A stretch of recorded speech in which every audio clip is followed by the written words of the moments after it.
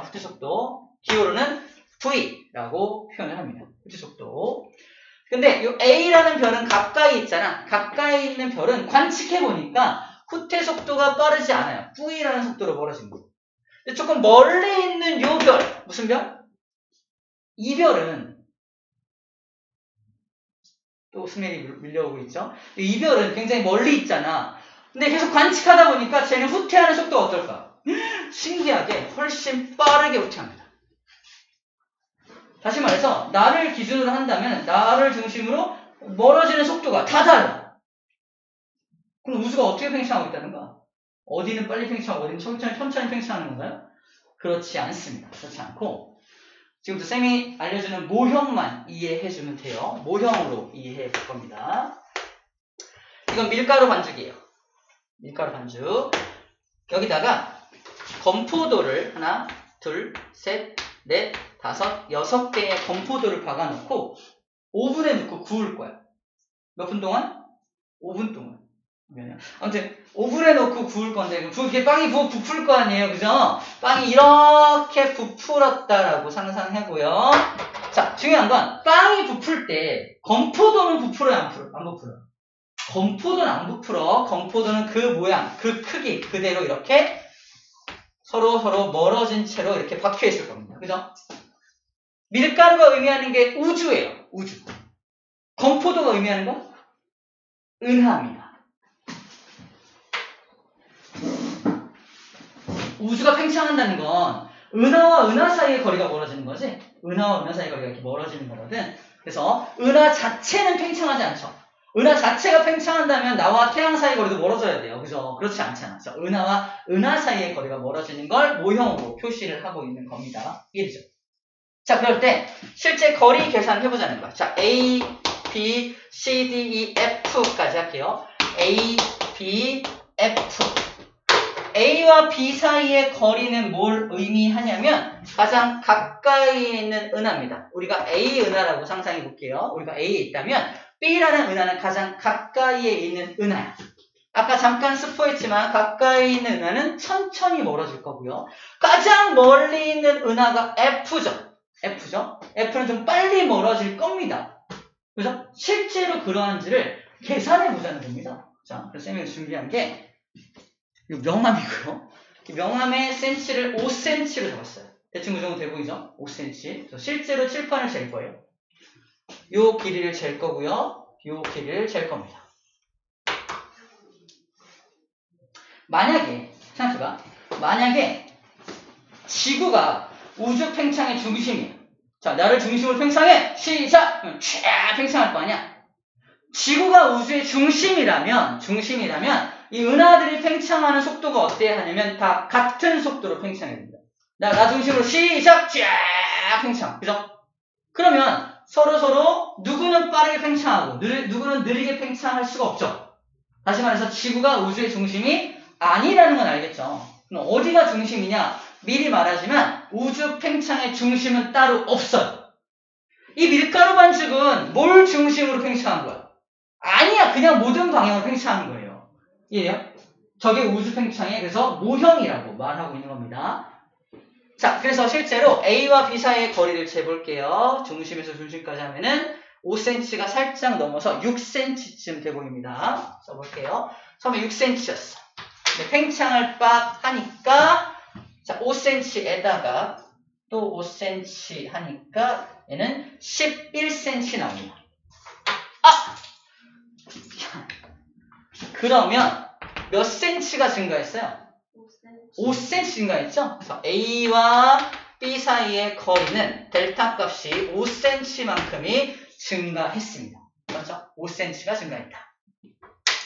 자, A하고 F도 볼게요. 처음에 얘는 몇 cm인가 재볼게요. 5cm에다가 10cm에다가 한 14cm, 13cm 정도가 되어 보이네요. 13 정도 돼 보이고요. 얘도 팽창하고 나서 재보니까 여기 5cm, 10cm, 15cm, 20cm에다가 한 24cm입니다. 다시 말해서 A하고 F 사이의 거리의 변화량은 몇 cm예요? 무려 11cm가 생겨있어요. 델타 값이 11cm입니다. 무슨 말이야? F가 더 빨리 멀어졌죠. 이거 5분 동안 팽창하신 거니까, 이거 5분을 왜 얘기하면, 같은 시간 동안 팽창한 거잖아. 시간은 동일해. 그지? 우리 속력 공식이 뭐야? 속력은 시간분의 거리잖아요. 시간이 동일한데, 거리가 달라. 그지? 거리가 더 많이 간 놈이 속력이 빠른 겁니다. F가 더 빠르게 멀어졌다라는 걸 얘기하고 있는 겁니다. 바로 우주가 저렇게 팽창하고 있어요. 이거를 누가 알아낸 거야? 허블이 알아낸 거죠. 관측을 계속 하다 보니까 나로부터 멀리 있는 저 은하는 계속 더 빨리 멀어지네? 좀 가까이 있는 저 은하는 좀 천천히 멀어지네? 라는 걸 허블이 알아낸 겁니다. 이걸 자기 이름 따서 무슨 법칙? 허블 법칙. 별거 아니에요. 야! 멀리 있는 건, 자, 멀리 있다는 건 뭐야? 거리가, 나로부터 거리가 굉장히 멀다는 겁니다. 거리가 R이야. 자, 후퇴 속도는 뭐에 비례한다? 거리에 비례해. 끝. 후퇴 속도는 거리에 비례해. 거리가 먼 놈이 후퇴 속도가 빨라. 이게 그냥 허블 법칙이야. 근데 이 비례식 가지고는 어떤 계산할 수가 없죠. 그래서 이거를 는으로 바꿉니다. 는으로 바꿔서 후퇴 속도는, 자, 비례식을 는으로 바꿀 때는 항상 뭐가 필요하냐면 상수값이 필요해. 상수 h를 집어넣고요. 거리에 비례합니다. 이렇게 hr. 후퇴 속도 v는 hr이다. 이게 바로 허블의 법칙입니다. 이 허블 법칙을 그래프로 그린 게 이거죠. X축에는 거리가 나옵니다. 거리 단위가 파섹인 거 알아요? 파섹. 빛의 속도로 3.26년을 간 게 몇 파섹? 1파섹. 근데 이 거리는 메가파섹이라는 단위를 써요. 메가라는 뜻은 100만. 그래서 여기 밑에 메가커피 가면은 100만원 내야 돼요. 그럼 100만원 적립해놨어요. 그래서 가서 아무나 먹어. 내 이름 대고 먹으면 돼요. 혼날 거야. 자, 기억하세요. 100만이 메가입니다. 100만이 메가예요. 그래서 여기 뭐라고 써있어? 100만. 100 메가파섹. 이게 100이죠. 100이라고 써있는 건 뭐라고 읽어야 돼? 100메가파섹. 100메가파섹. 그럼 100메가파섹은 메가를 100만으로 바꾸면 100만이니까 파섹이 됩니다. 다시 말해서 만 억이죠. 억 파섹. 1억 파섹이. 100메가파섹은 뭐와 같다? 1억 파섹과 같은 말입니다. 혹시라도 학교에서 이렇게 단위환산 문제가 나올 수 있기 때문에 메가가 뭔지 설명한 거야. 메가커피에 얼마 맡겨놨다고 내가? 100만원. 꼭 기억하세요. 메가는 100만의 단위입니다. Y축에는 후퇴 속도가 써있어요. 후퇴 속도. 킬로미터 퍼 세크입니다. 1초에 몇 킬로 멀어지는지에 대한 내용입니다. 어마어마하게 빨라서 얘기는 하지 않겠습니다. 중요한 건 거리가 가까우면 후퇴 속도도 그다지 크지 않아. 거리가 멀어지면 후퇴 속도도 빨라집니다. 거리가 더 멀어지면 더 빨라져요. 그래서 어디에 수렴하게 된다? 요 라인에 수렴을 하게 됩니다. 왜냐면 요 라인에 다 걸치게 돼 있어요. 그래서 모든 A라는 별, B라는 별, C라는 별, 멀리 있는 녀석일수록 후퇴 속도가 빠르다는 걸 보여주고 있습니다. 또 하나 뭘 물어보냐? 이 그래프를 딱 준 다음에 그래프에 기울기가 의미하는 게 뭐게? 라고 물어봐요. 기울기가 뭘 의미하죠?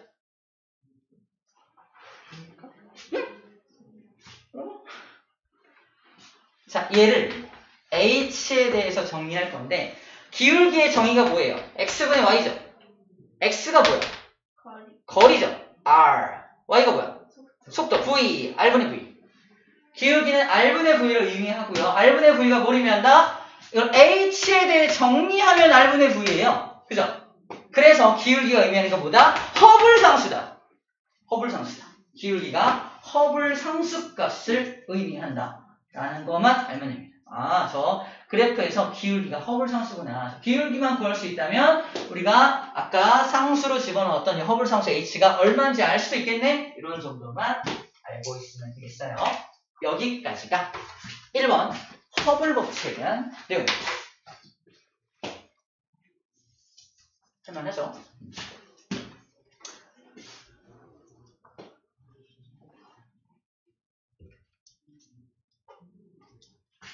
지울게요. 아이고, 괜히 지웠다. 적색편이 얘기를 할게요. 적색편이. 자, 지구가 또 있어. 지구가 있어. 별이 있습니다. 이 별이 후퇴하지 않고 그냥 그 자리에 정지해 있다면, 만약에 정지해 있다면 별빛이 지구로 오면 별빛을 분석할 수 있죠. 별빛을 분석하는 걸 무슨 법이라고 그래? 스펙트럼 분석법이라고 하죠. 스펙트럼. 그래서 이 별빛, A라는 별빛을 분석을 해서 스펙트럼 분석을 했더니 연속 스펙트럼이 나타나는데 중간중간 에너지를 뺏겨서 여기를 뺏겨서 나타났어. 그럼 무슨 스펙트럼이라고 하지, 이거는? 흡수 스펙트럼. 흡수 스펙트럼이 나타났다라고 가정할게요. 뭔 상태일 때? 그러니까 정지 상태라면 이렇게 나타나는 거야. 중간에 무슨 저온의 기체를 통과하고 왔겠죠. 그죠? 또는 이 녀석의 별의 대기를 통과하고 왔거나 어쨌든 이렇게 흡수 스펙트럼이 나타난 상태예요. 그래서 이걸 1월달에 이렇게 측정을 해놓고 이게 정지 상태라면은 이게 6개월이 지나서 7월달에 다시 한번 데이터를 내더라도 이거와 변함이 없을 겁니다. 똑같은 데이터가 나올 거라는 거야. 그런데 허블은 발견한 게 정지에 있는 은하를 발견한 게 아니죠. 외부 은하, 즉 나로부터 멀어지고 있는 은하를 발견했잖아. 멀어지고 있는 은하는 나에게 이 스펙트럼을 그대로 제공하지 않습니다. 결론부터 말하면 왼쪽이 푸른색 쪽, 파란색, 오른쪽이 붉은색. 우리 이 빨주노초 파남부라고 하는 이거고요. 연속 스펙트럼의 일부를 좀 그려놓은 거야. 파란색 쪽이 이쪽이고요. 붉은색 쪽이 이쪽이라고 친다면은 흡수선이 어느 방향으로 치우치게 되냐면요. 흡수선, 이제 7월 달에 측정한 흡수선이 이게 부일한 속도로 멀어지고 있다면 흡수선의 위치가 달라져. 흡수선이 어디로 치우치냐면 약간 붉은색 방향 쪽으로, 여기로. 나는 여기로 이렇게 요만큼씩 흡수선이 이동합니다. 이렇게 흡수선이 붉은색 쪽으로 치우치는 현상, 흡수선이 붉은색 쪽으로 조금씩 움직이는 현상, 이것을 적색편이라고 해요. 적색 방향으로 편중돼, 움직여 있듯이. 저런 현상이, 저걸 적색편이라고 부르는 건 알겠어. 근데 저게 왜 나타나는 걸까? 왜 저런 일이 발생하는 거지? 그걸 이해하는 게 어려워요. 자, 지금부터 그걸 이해하기 위한 배경 지식을 설명할 겁니다. 이름은 도플러 효과예요. 우리 책에 나왔나? 안 나와요. 안 나옵니다. 혼자 공부하기 어려운 이유가 이런 것들, 원인이나 현상에 대해서 현상을 설명하는데 그 원인, 구체적인 진정한 원인이 뭔지는 설명을 잘 안 합니다. 그래서 잘 드러나야 돼. 자, 도플러 효과가 뭔지 설명하기에 가장 적합한 것은 쌤은 자동차 경주장이에요. 나는 여기에 서 있어요. 여기 서 있습니다. 자, 멀리에서 자동차가 내 쪽으로 가까이 다가와요. 즉, 먼 곳에서 가까운 곳으로 자동차가 다가옵니다. 그 내 앞을 훅 지나가고 다시 가까운 곳에서 먼 곳으로 이렇게 멀어집니다. 먼 곳에서 가까운 곳으로 오는 것을 1번이라고 하고요. 가까운 곳에서 먼 곳으로 가는 것을 2번이라고 한다면 이런 소리가 들려요.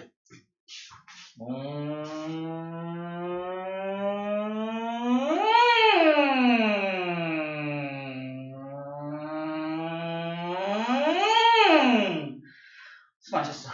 자, 저 자동차가 내 앞을 지날 때 일부러 하고 지나가는 거야? 방귀관을? 아니죠.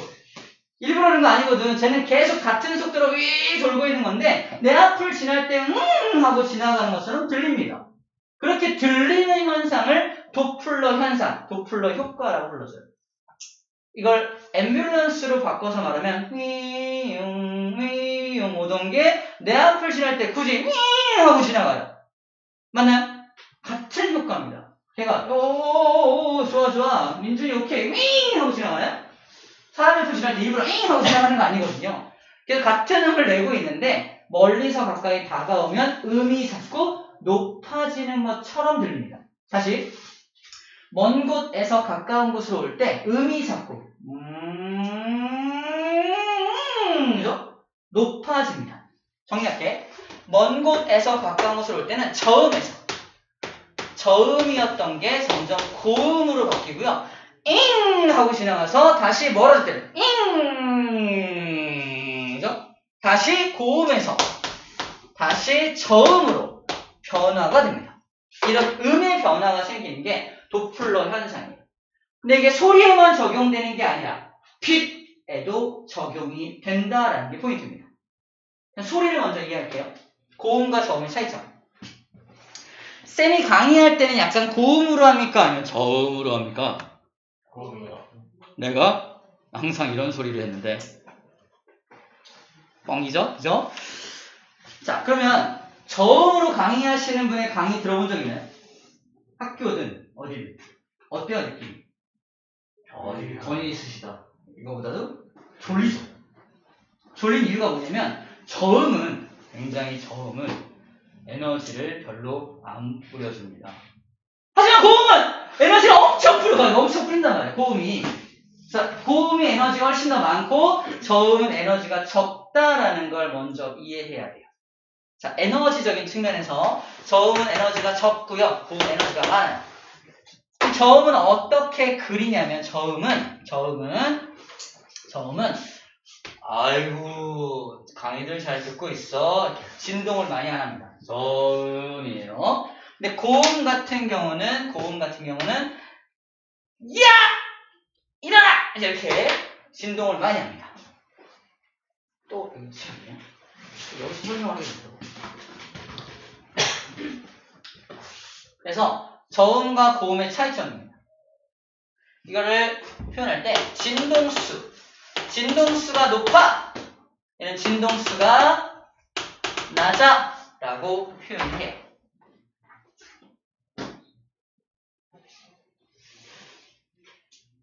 아빠가 깨웁니다.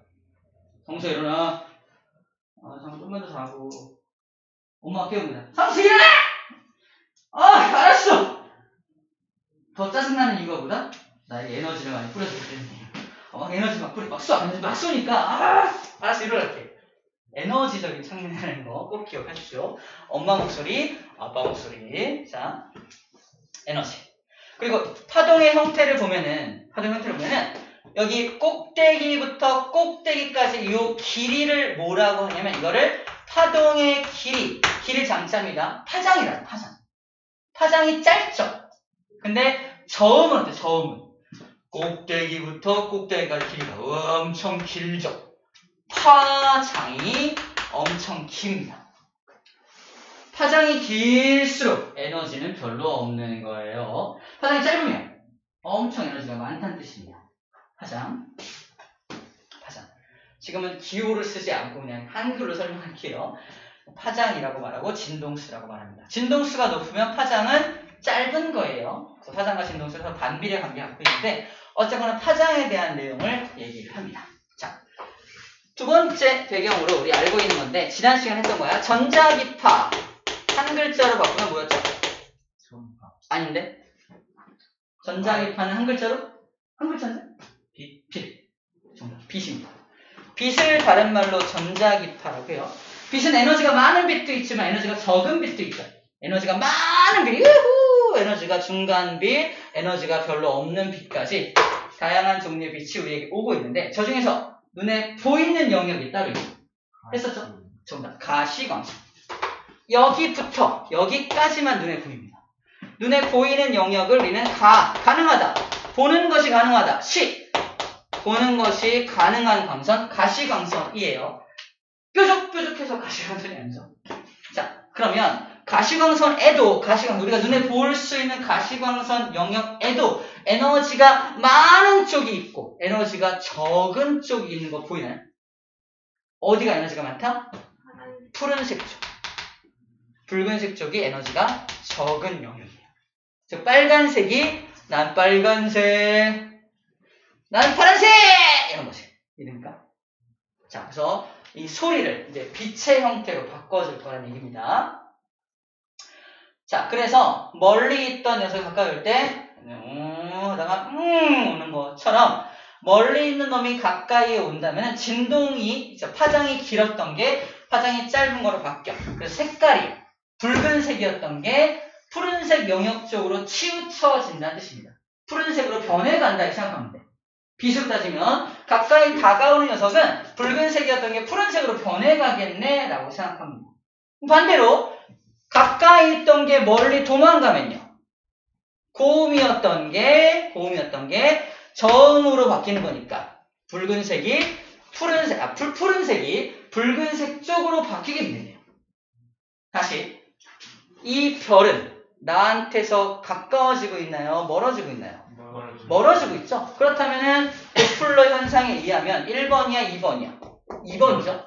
멀어지고 있으니까. 그러니까 푸른색 쪽에서 붉은색 쪽으로 치우치게 되겠네요. 그래서 적색 편의가 일어나는 겁니다. 야, 적색 편의 설명하려고 엄청 많이 돌아왔죠? 몇 회 돌고 있어요? 엄청 많이 돌아왔죠? 이거 여러 가지 배경 지식이 있어야 저 적색 편의 현상을 이해할 수 있다는 겁니다. 책에는 이거 설명을 합니까? 안 합니까? 설명하는 페이지가 없어요. 그래서 이거를 이해해줘야 돼요. 자, 그래서 적색 편의가 심하게 나타날수록 나로부터 멀어지는 후퇴 속도가 엄청 빠른 거예요. 잠깐 보면은 여기 다시 2라는 별을 소환했습니다. 얘는 나로부터 멀어지는 속도가 어때요? 엄청 빨리 멀어지죠. 그럼 적색 편의 현상도 더 심하게 나타납니다. 그래서 이 2라는 별이 여기 스펙트럼 상에서 어떻게 적색 편이 나타나냐면 붉은색 영역 쪽으로 더 많이 치우쳐서 이만큼을 변합니다. 그러면은 적색 편의가 심하네? 얘는 후퇴 속도가 엄청 빠른가 보다 라고 분석할 수 있다는 거죠. 됐죠?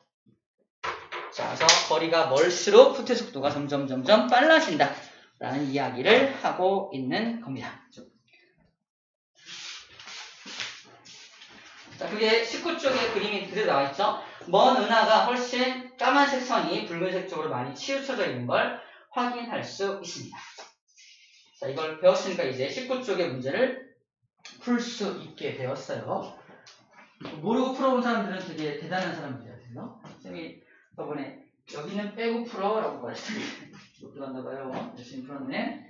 자, 이제는 제대로 알고 풀 수 있습니다. 할 수 있겠죠? 자, 잠깐 스트레칭. 근데 우리 은하에 있는 별은 안 멀어지니까 적색 편의 현상이 안 일어나요. 안 일어나지. 걔는 안 일어납니다.